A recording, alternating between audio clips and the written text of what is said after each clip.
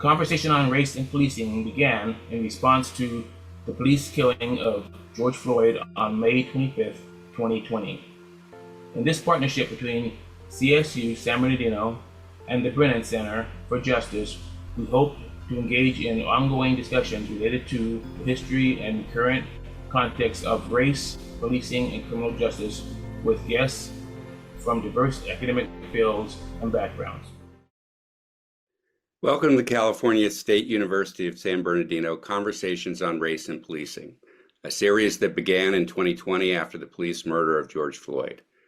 Series organizers are Matt Patino, Crafton Hills College Instructor of History, formerly of the Balto Police Department, Dr. Mary Teixeira, CSUSB Professor Emerita of Sociology, formerly of the LA Sheriff's Department, Amber Broaden, Adjunct Professor of Psychology at CSUSB and CSU Dominguez Hills, Stan Futch of the West Side Action Group, retired from the Riverside Fire Department, Robbie Madrigal, the Public Affairs Communications Specialist in the Fowle Library, Jeremy Murray of the CSUSB History Department, and Thin Lee, who makes it all possible.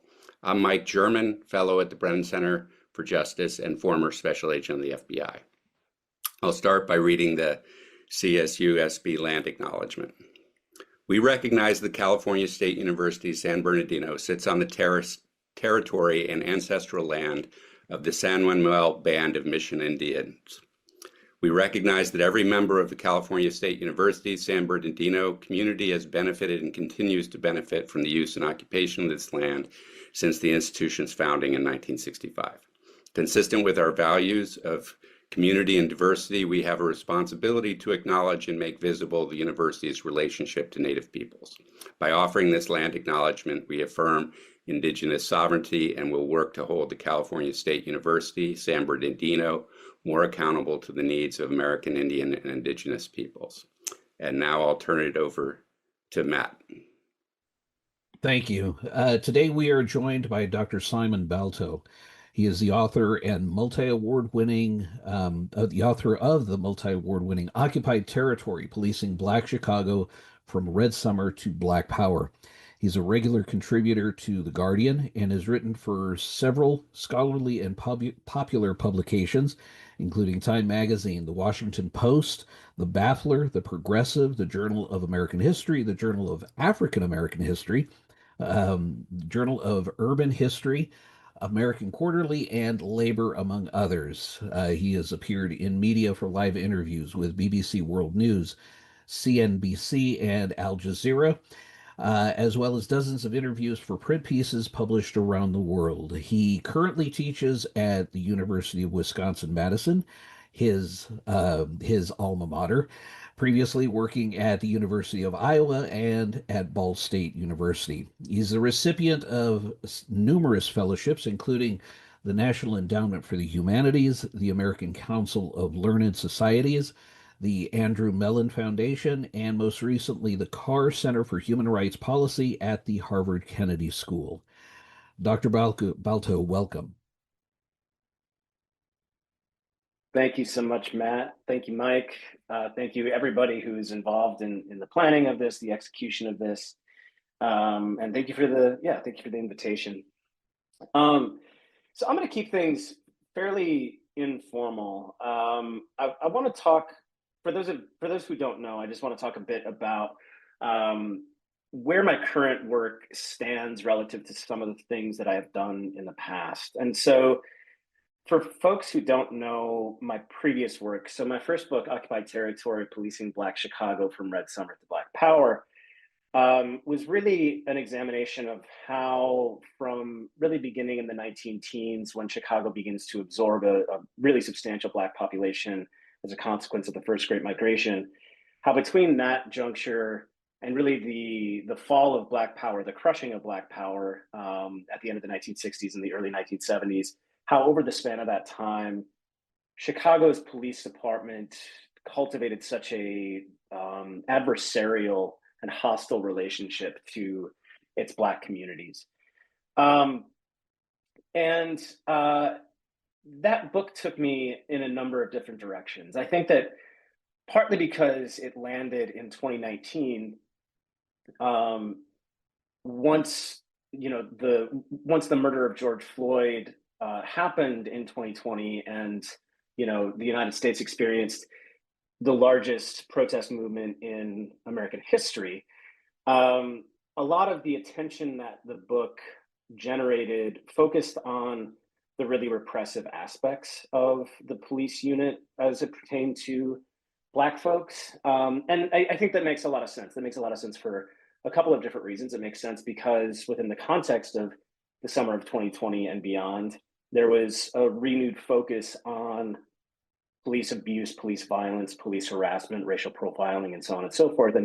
And the other reason that beyond that specific context, that it made sense that people were paying attention to those aspects of the book is that that really was a lot of the focus of the book.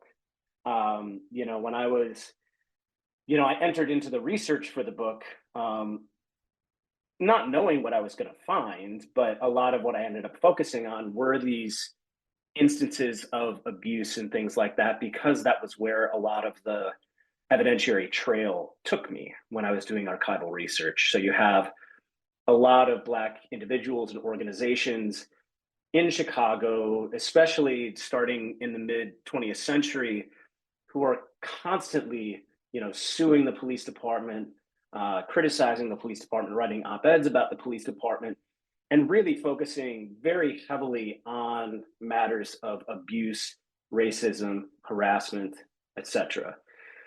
And I don't have any regrets about those focuses. I think that they were important, and I think that they were very illustrative of some of the larger problems that pervade the system, that pervade the criminal legal system, especially in terms of how it relates to communities of color. But the basic framework for the book, like beginning in the introduction, talked about how, and this is again cribbed from a source, a Black police officer working in the Chicago Police Department in the 1970s named Howard Saffold, where he talked about how in his formulation, Black populations in Chicago were both, quote, over-policed or over-patrolled and underprotected. And so a lot of what the book focused on was the over-patrolling aspect of that. And again, that's sort of what a lot of what the audience reception focused on too. But the other piece of the puzzle is that underprotected piece. And that comes through in a couple of different places in occupied territory. And that's really where I'm trying to think about when it comes to this project that I'm working on right now.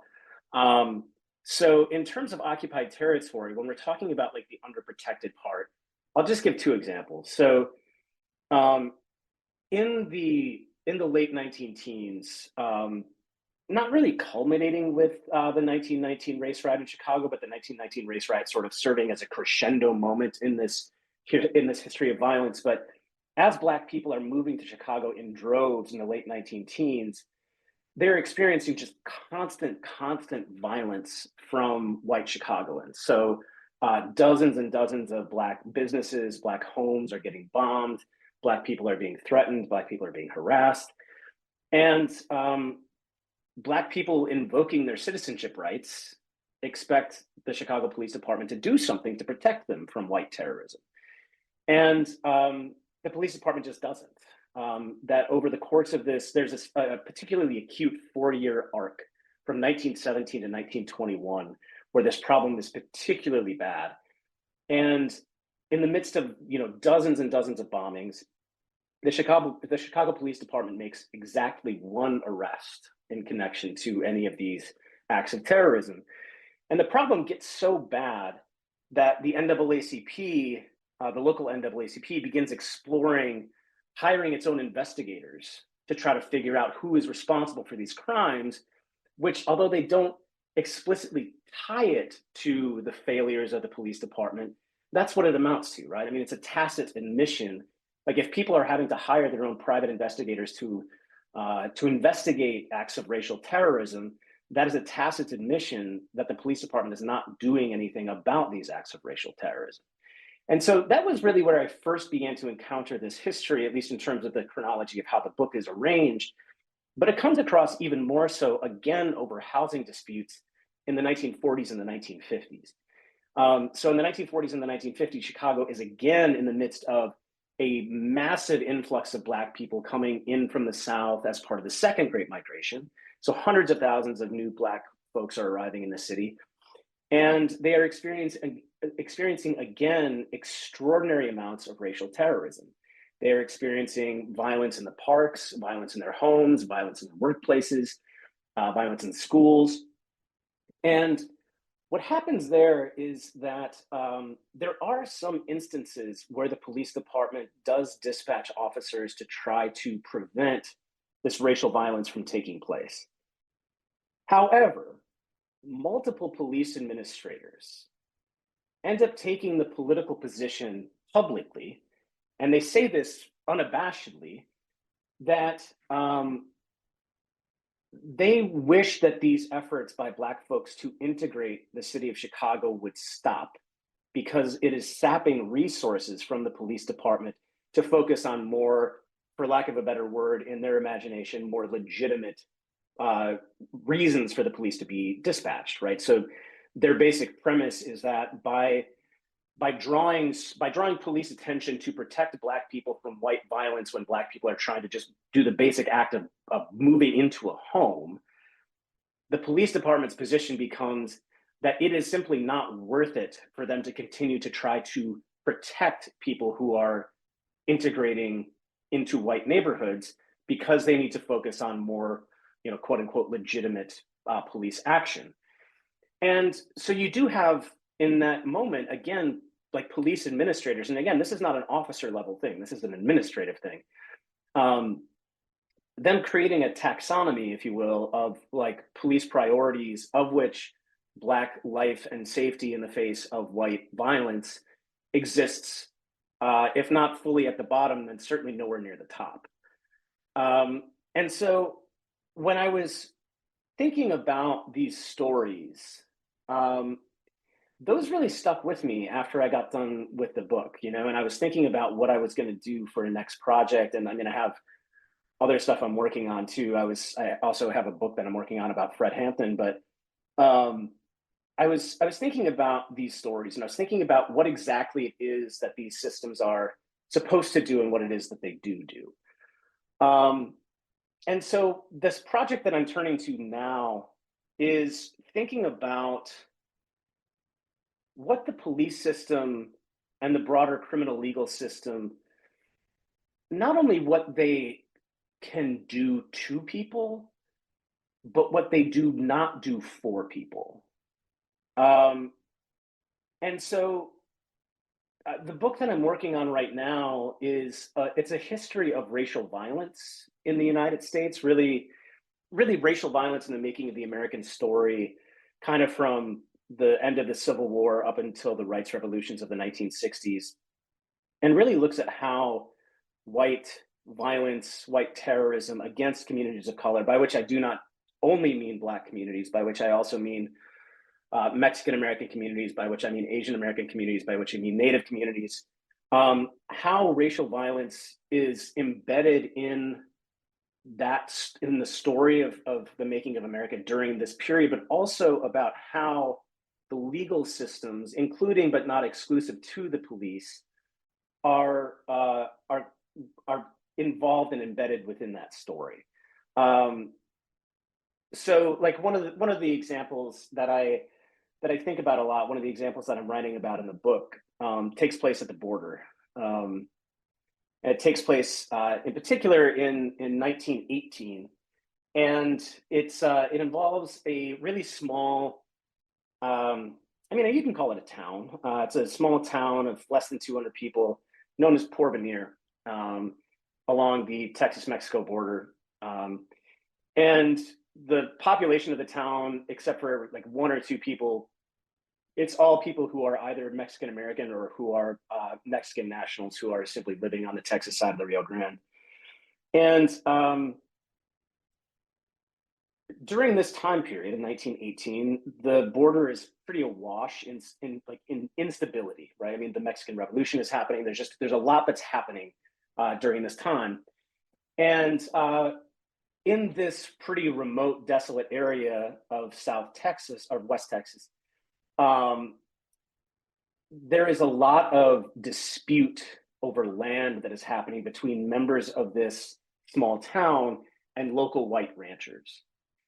And without getting into all of the details, one night in 1918, some of these white ranchers, alongside a company of members of the Texas Rangers, who are, again, a state police agency, they ride into this town of Porvenir under the cover of darkness.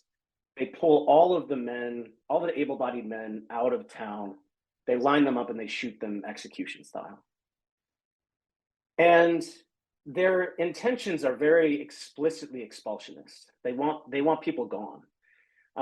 They want the town of Porvenir gone. It's also extractive in that they have a desire to claim the land that people in Porvenir have been working. And the thing is that it works. I mean, that the people. So when all of the able-bodied men are murdered in this fashion, their survivors, panicked, of course, like gather the bodies of their loved ones, and they go to Mexico, leaving behind many valuable belongings, land, crops, livestock, that is eventually claimed by white ranchers. And so I think about this a lot because I think about, I as part of like working on this chapter, I read about the Texas Rangers and, about how this is a police agency that's nominally founded to prevent, murder and plunder. And like, what do we do with these systems when those that are designed to ward off murder and plunder end up themselves becoming the murderers and end up becoming the plunderers? And so I'm trying to wrestle with these ideas of like, so many people think about what it is that that these systems, these institutions, these agencies do to people. And I guess in the case of Porvenir, that is something that they are doing to people. But it is also a case in which the Rangers, theoretically, were it not an institution pretty awash in white supremacy at this point, at that particular juncture in time, but theoretically, the Rangers exist to try to prevent a sort of massacre like what happened at Porvenir from happening. But of course, they not only don't prevent it, they are the most active participants in it. And that's just one of countless examples that I'm wrestling with when it comes to this story of like how do we make sense of it? How do we process the claims of purpose of these institutions in juxtaposition to sort of the realities of what the benefits that they sort of end up actually offering to people in these moments of crisis, right? And I'm thinking here very specifically, like I'm not talking about intracommunal violence or anything like that. I'm specifically talking about in instances of when the rubber meets the road of like whiteness and white violence exercising its most violent tendencies towards communities of color. What exactly is it that these institutions do? And it's what I'm finding like over and over and over again is that these institutions let communities of color down. And perhaps that just makes sense within the larger schema of American race and racism. But it is sort of just, were it not so revolting, it would be almost numbing how just like constant this story repeats itself. Whenever I'm like finding new case studies, I'm like, okay, well, what happened here within the confines of the legal system? And it's just like, this is taking me obviously into areas of lynching and all these different places too, but Anyway, I hope I've made my point, and I'll stop there because I could talk for the entirety of the next 40 minutes about this. Thank you. Wow, a lot of different directions to go. I do have a question. You mentioned that the Red Summer of 1919 was the crescendo moment, and you mentioned that it's Yeah. more of a 4-year window between 1917 and 21. We'd already seen African American migration to the North beginning in the late 19th century. And I think as historians, US historians, we kind of focus on 1919 and coincide the violence with the return of white veterans from the First World War. Can you kind of expand on that? And, obviously it wasn't just the veterans that precipitated this violence. Yeah, well, in Chicago, it's like veterans are not even the ones most responsible for the violence. It's actually white youth, white youth gangs, especially, who are responsible for some of the most vicious anti-Black violence in Chicago. I mean, Chicago is an interest. I mean, this is also true of DC, but just focusing here on Chicago, I mean, like Chicago is an interesting case study because I mean, there's a pretty serious story of Black armed self-defense within the confines of 1919 in Chicago too. But in terms of the violence that was authored by white people within the context of 1919, it was primarily, to the extent that it was documented at the time, a lot of it was authored by these white youth gangs, including a gang that variously was called the Hamburg Club. Sometimes they went by the Hamburgers or something like that. But that included a young man named Richard Daley, who would go on to become the boss of Chicago and the kingmaker and eventually the king of Chicago. And he was very active in this club in 1919, and to his dying day, he refused to say what, if anything, he did during that summer of 1919.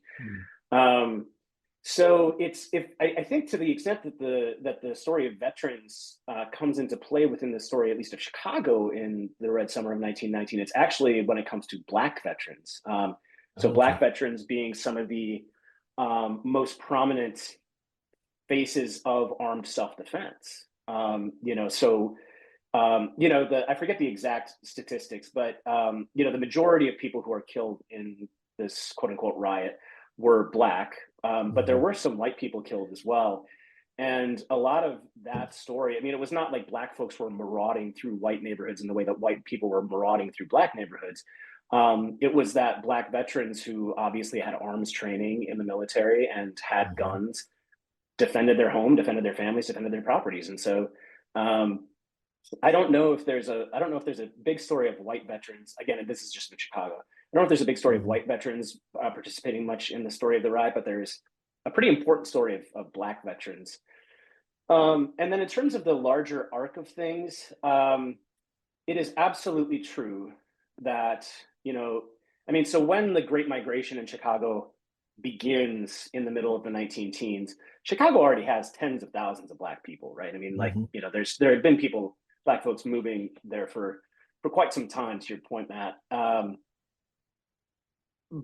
But they were so severely segregated into pretty narrow pockets of the South Side that I think that there was simply less violence because there was just less interracial. They weren't perceived as a threat in the way, like a threat to the sort of white social order in the way that they began to become as the numbers picked up so rapidly during the first Great Migration, and because the capacities of traditional Black neighborhoods to absorb that many people buckled and broke.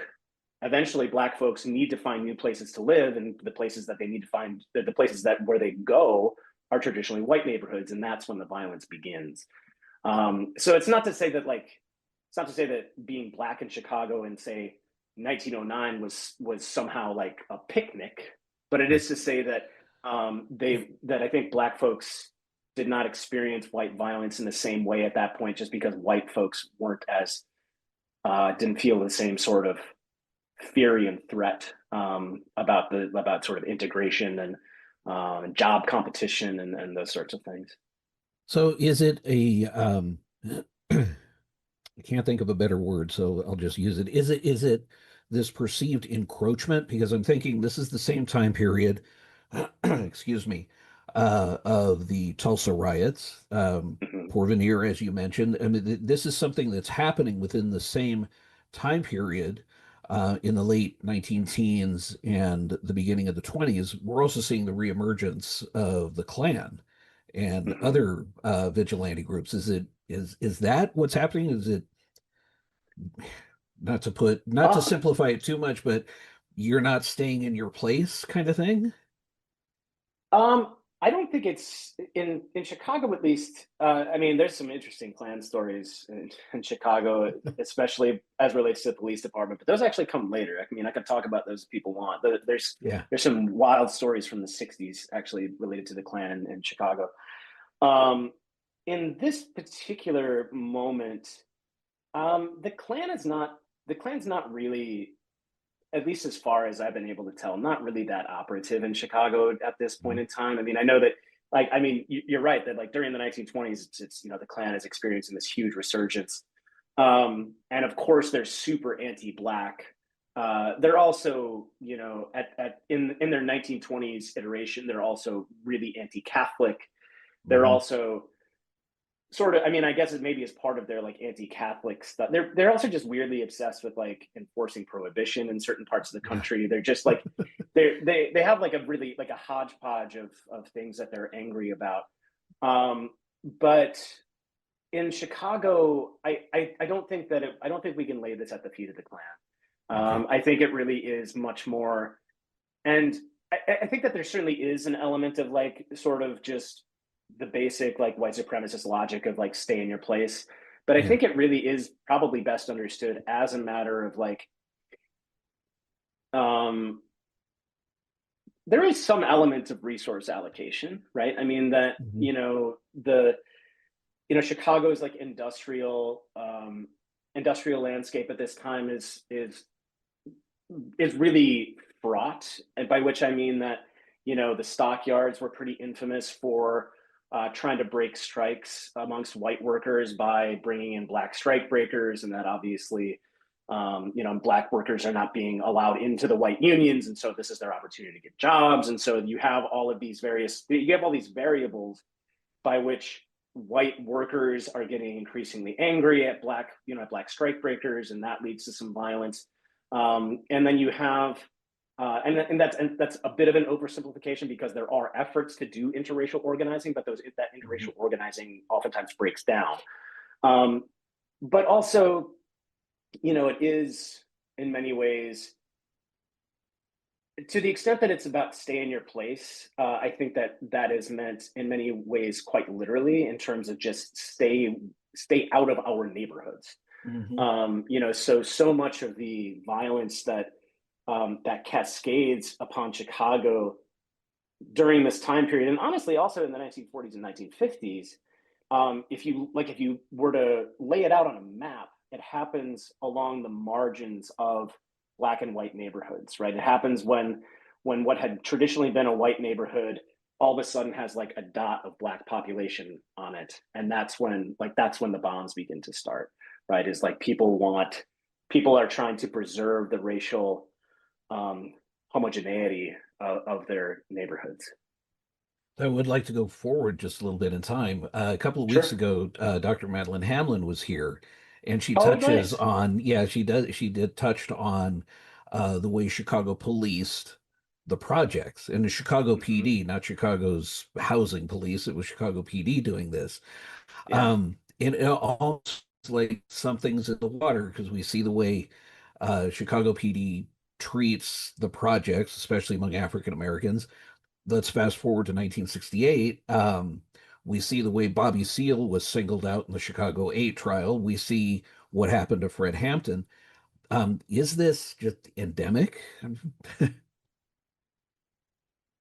Um, I mean, as a historian, I'm sort of trained to think about change over time. Uh-huh. um, Yeah. so That's a good question. I mean, so Madeline and I have talked about this. We haven't talked about this exact question, but we've talked quite a bit about our respective projects. Um, I think that by the time you get to the 1960s, it absolutely is endemic. Okay. Um, I think it took a while to get there. And one of the interesting things, it's sort of it's a bizarre um, coincidence that it has gotten so bad by the end of the 1960s, because the 1960s were from 1960 to 1967. CPD was overseen by a man named Orlando Wilson, so he was the superintendent, and he was, by all accounts, like for that time, like a pretty he was a reformer. I mean, I don't think he would have necessarily identified himself as like a progressive reformer, but he was someone who was really interested in reforming the police department in ways that would make it work better, that would try to increase transparency, that would increase efficiency. Um, and one of the things that he really was trying to do was to make the police department less brutal, less racist, less violent, at least on its face.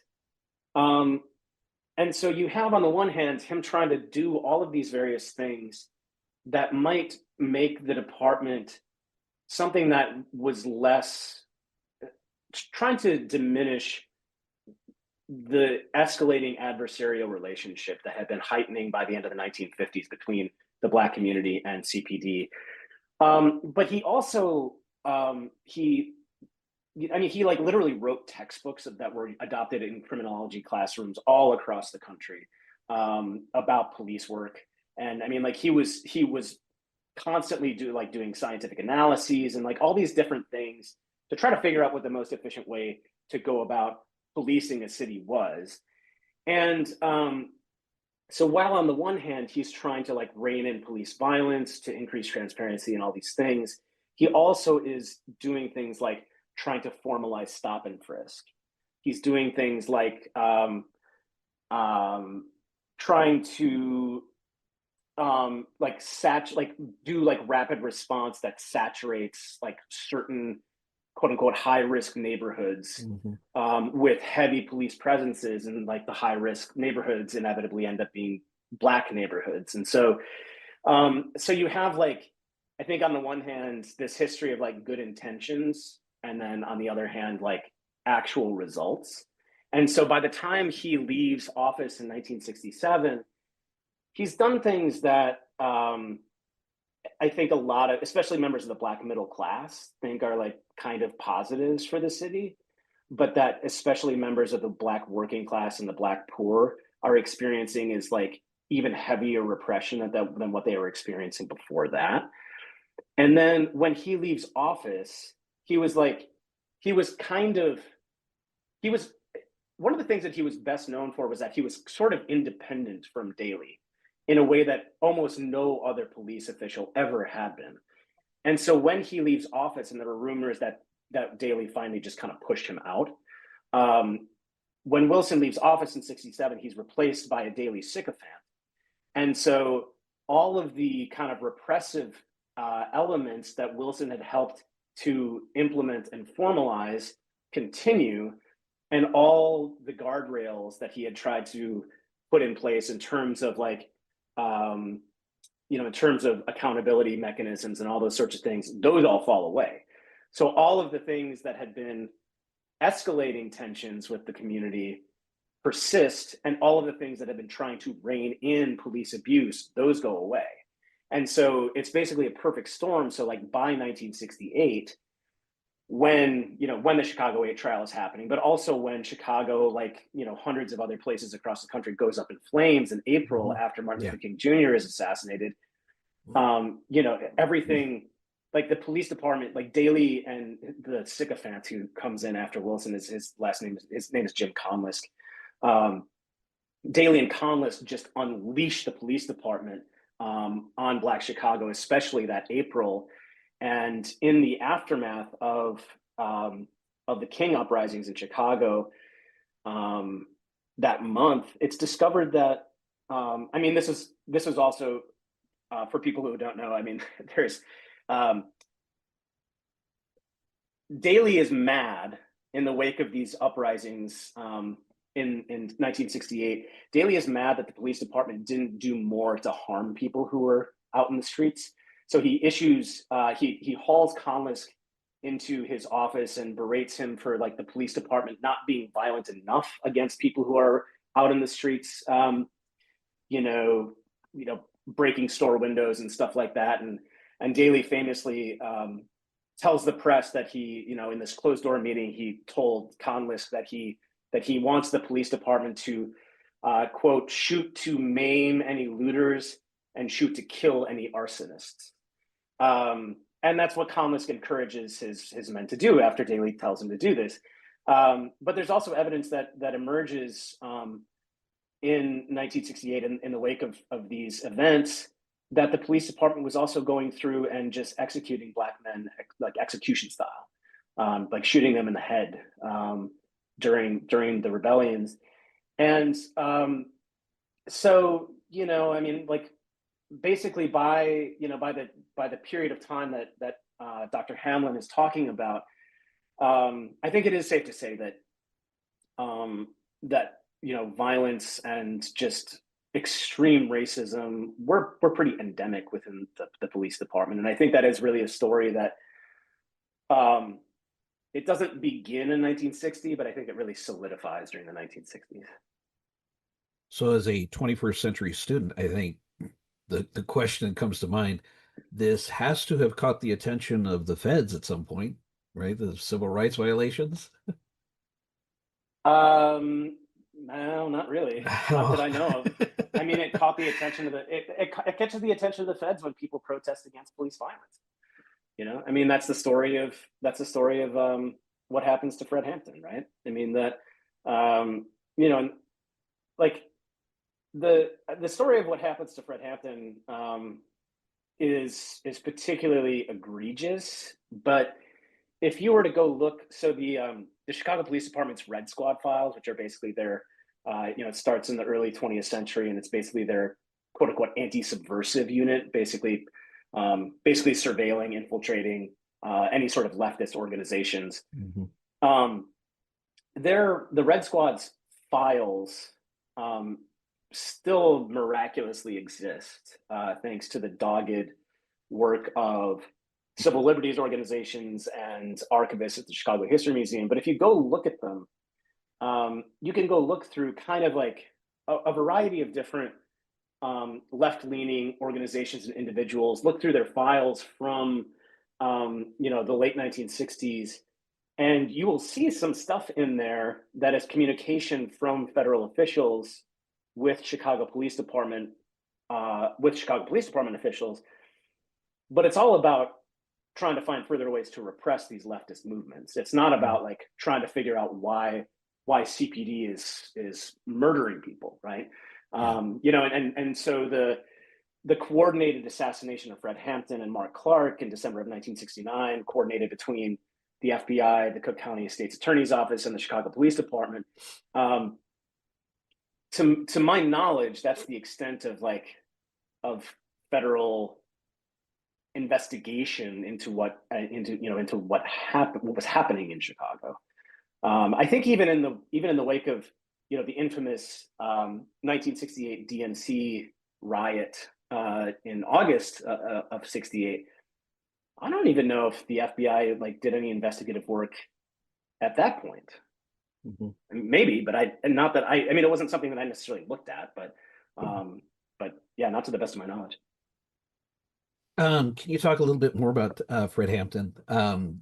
Sure. You mentioned my reading suggested that the FBI saw Fred Hampton as, they referred to him as the Black Messiah, which was going to endanger basically the status quo. So is that why he was on their radar? Is that why he was on Cook County's radar? I think that, I mean, one thing that I would say especially to anybody who ends up, watching this or listening to this, who's, a student or a young person.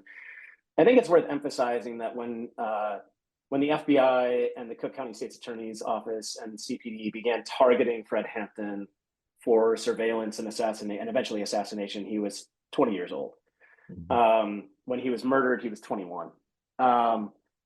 And I think it says a lot about the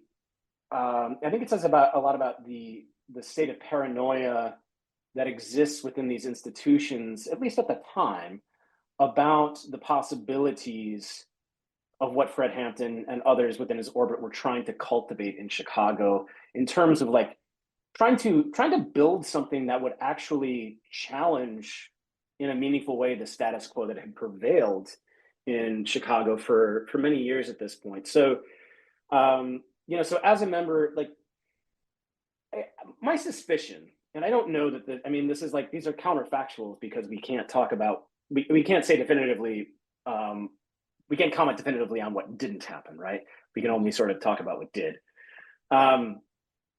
But my suspicion is that had Fred Hampton only been like sort of sticking to sort of revolutionary language, and if that was confined to just working with other people within the Black Panther Party, that maybe the radar would not have gone off so strongly for members of like local, state, and federal law enforcement.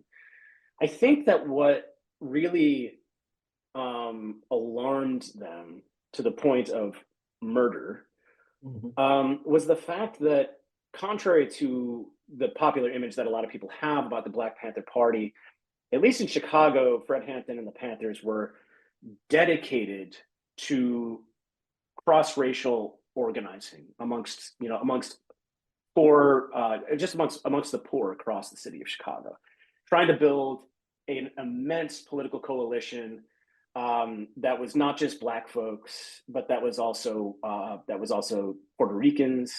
This is where the alliance between the Black Panthers and the Young Lords comes in, but also amongst the vast population of poor white people living in Chicago. This is especially true of so Chicago at this point in time was the home to a lot of white migrants coming in from Appalachia, who were basically coming to Chicago, leaving dirt poverty in Appalachia in the hopes of finding something better in Chicago, and also experiencing grinding poverty in Chicago.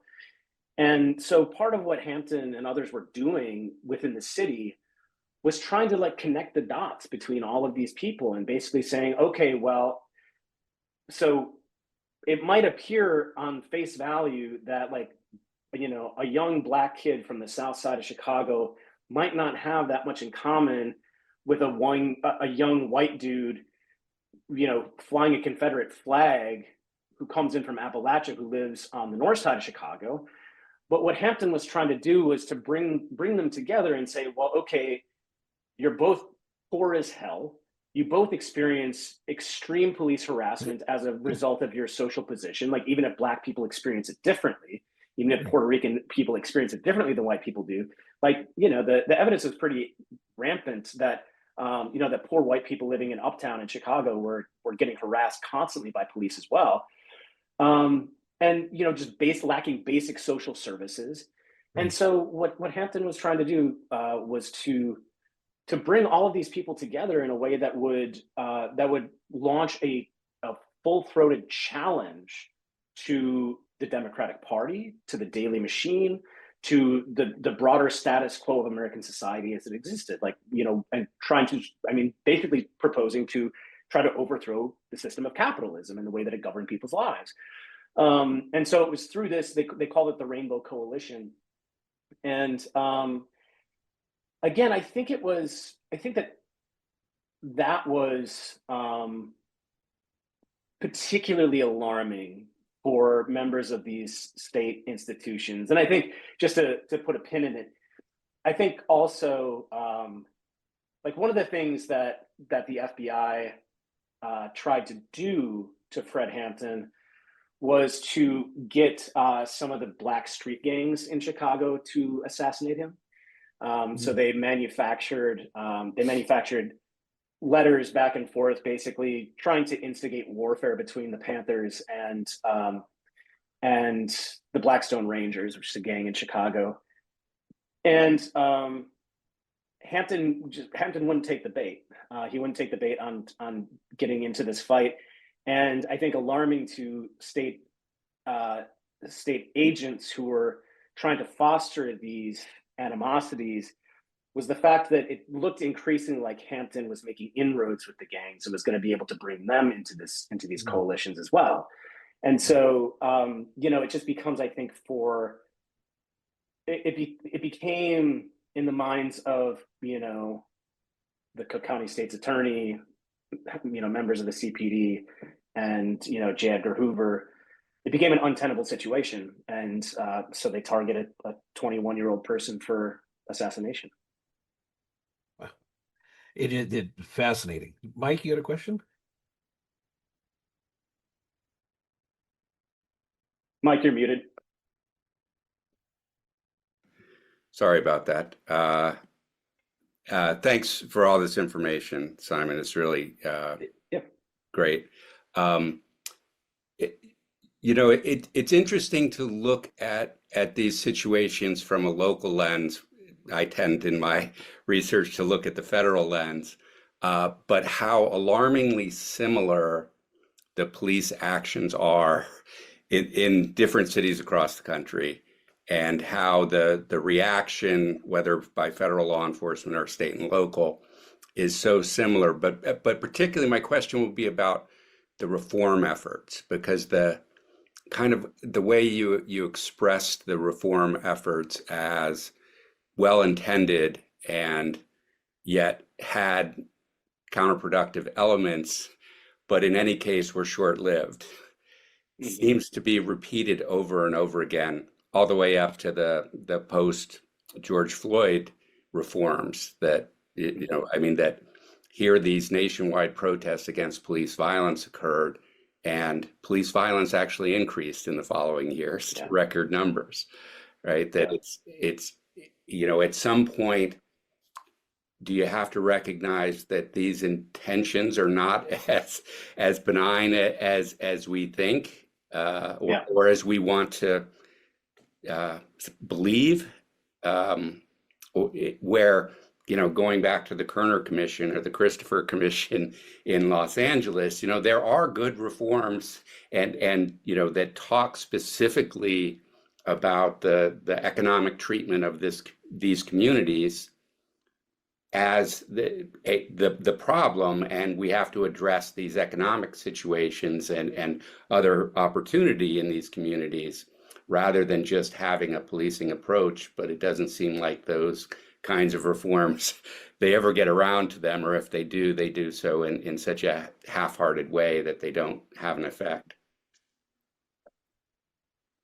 Yeah, that's a great question, Mike. So I'll say two things. So thinking historically,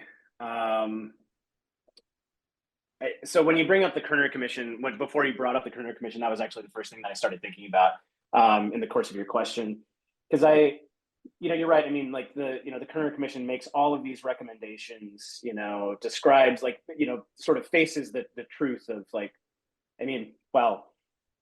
it says that the United States is moving towards two societies, two unequal societies, whatever it is, one black, one white, sort of belying the fact that by 1968 clearly was already split into two unequal societies. But one of the interesting things about the Kerner Commission report, pursuant to your question, was that one of the members of the Kerner Commission was Kenneth Clark, who was a famous Black psychologist. He was, a prominent figure in the Brown versus Board of Education case. He was the one who authored the famous Dahl test showing the harm of segregation to Black children in the course of Brown.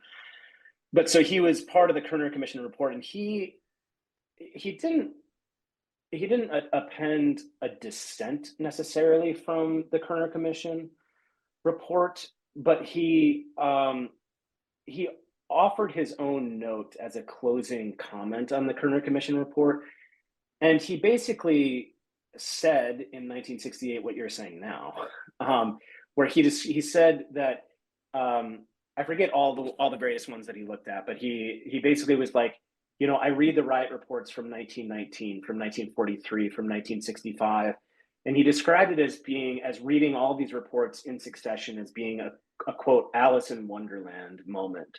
He said, you know, it's constantly the same problems, the same reforms, the same inactions, and nothing ever seems to get done.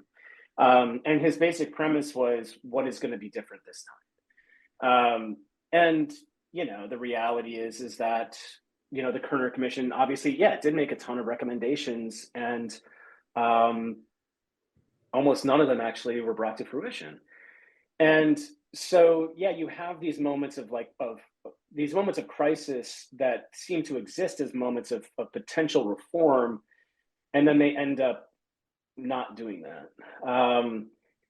And the other thing that I would say too is that just thinking, like taking off my historian's cap and just thinking about my own sort of position as someone who, you know, cares about these things. I was you know, in 2020, like there's a fiction that exists that says that, you know, the defund the police movement in 2020 didn't accomplish anything. Like it did, like it never, like nothing ever got defunded, which is wrong. Hundreds of millions of dollars was stripped from police department budgets in 2020 in response to activist claims, right? In response to activist demands. But there were two problems with what happened. The first was that a key element of what defund activists were calling for was not simply stripping, you know, hundreds of millions of dollars away from police budgets, but rather reinvesting those hundreds of millions of dollars into matters of the public good, right? Into job trainings, into anti-poverty programs, into, you know, mental health, you know, pick your pet project, right? Basically saying, like, let's take chunks of this police budget and invest it into things that are, you know, that promote the common good. Overwhelmingly, what happened when municipalities were stripping money out of police budgets was that they were not reinvesting it into these other programs. And so then people could look and say, well, okay, well, we defunded the police to whatever degree, but it didn't actually change anything in terms of community behavior, in terms of crime statistics, in terms of crime patterns or anything like that, which obviously makes sense if you're only doing half of what people are, if you're only doing perhaps the less important half of what activists were actually calling for. And the other piece of that is that in the wake of people saying none of this works, basically municipalities just say, all right, well, let's just go back to how it was, right? And so you have, again, this moment of crisis that appears as a moment of possibility for imagining and pursuing something else. And then it exists in actuality as, you know, within the scope of like a year or so. It just it exists as a return to normalcy. And perhaps more insidiously, it actually, I mean, now if you look in the years since 2020 and 2021, funding for police has only escalated. And so you have not only this moment of crisis that exists perhaps as a moment of possibility, but that actually the way that it plays out is that it plays out as a moment in which crisis turns into a reinforcement and a sort of doubling down on the initial problem that caused this uprising in the first place, right? That caused, you know, that provoked the police murder of George Floyd in the first place, right? And so, yeah, it's really frustrating, but I think that's the general pattern, right? Is that in these moments in which a wedge opens to perhaps do something else, not only are those openings oftentimes foreclosed almost at the outset or just not acted upon in the way that Kenneth Clark was describing, but also that crisis in some cases exists as an opportunity, not just for activists to find something new to pursue, but also for, supporters of more funding for police to do. So I know we're running out of time, so let me just give one more quick example to come back to Porvenir. So in the wake of the Porvenir massacre, the one Latino representative in the state house calls for an investigation into the Texas Rangers. And so the House holds a hearing a year later in 1919. And in this hearing, there's all of this evidence that gets unearthed, not just about misconduct by the Texas Rangers at Porvenir, but also just all this testimony about how the Texas Rangers are, like, a lot of them are just chronically drunk, about how they're just chronically violent, chronically racist. And over the course of these hearings, as you're reading this 1,000-page transcript, the story that begins to unfold is that the rest of the Texas legislature is essentially putting JT Canales, this one Latino representative, basically putting him on trial for wanting to, quote unquote, abolish the Texas Rangers. And he says, I'm not really trying to do that, but, like, we should be thinking about different ways of operating if this is so clearly not working. And then what all of the other members of the Texas legislature who are part of these hearings propose is they just say, well, okay, we acknowledge that, like, the Rangers are kind of out of control sometimes, but what that means is that we should just give them more funding so that they can do better, that they can do things better. And so it's just like, when I was reading this, I was just like, what year am I in? It's just like, but, it's sort of like, it's just, it's that old adage that, like, history doesn't repeat, but often rhymes, right? Right. Yeah, fascinating. So I think you hit the nail on the head about Hampton. I think one of the biggest things that scared the government was Hampton's ability to bring people together. But one of the things that he had done in Chicago is he brought the gangs as an ally. And he done such a good job at doing that, and also bringing the Latino gangs and even, like you said, the poor white gangs together, that the ability for him being assassinated by one of the gangs was like nil. And so that scared the death out of him when they found out that no one was willing to step up and take that step to assassinate him. But my question is we've been doing this for 5 years, and things repeat itself over and over again, and you've seen it over your history too. What is the playbook? And there is a playbook, and you'd mentioned over patrolling and then under protecting, and there's a playbook that takes down organizations, takes down races, takes down excels its discrimination. Every time something goes wrong with the police force, they get more money. Whenever they screw up, they get more money. Could you talk about the playbook that we're seeing it over and over and over again, and there's got to be a playbook. I don't know if there's a playbook so much as there is just. I'm totally willing to accept that there might be. I guess what I just see constantly is that there's a real lack of imagination amongst people who hold the purse strings within a city like Chicago, or with the federal level, or whatever level you want to look at, in terms of if something is wrong with the police, if they're doing if they're doing things that are wrong, if they're doing things that some of us think are wrong, but other people perhaps don't care about, but they like the response, if the response of the police are doing a quote unquote good job is that, okay, they're doing a good job, we should give them more money so they can do an even better job. And if the police are doing a quote unquote bad job, then the response from those with the purse strings is, okay, well, if they're doing a bad job, we should give them more money so that they can improve. And there is never, like, I wrote a piece for The Guardian about this, I think at the beginning of last year, because like early last year, and this has continued, it showed that like violent crime in the United States had plummeted.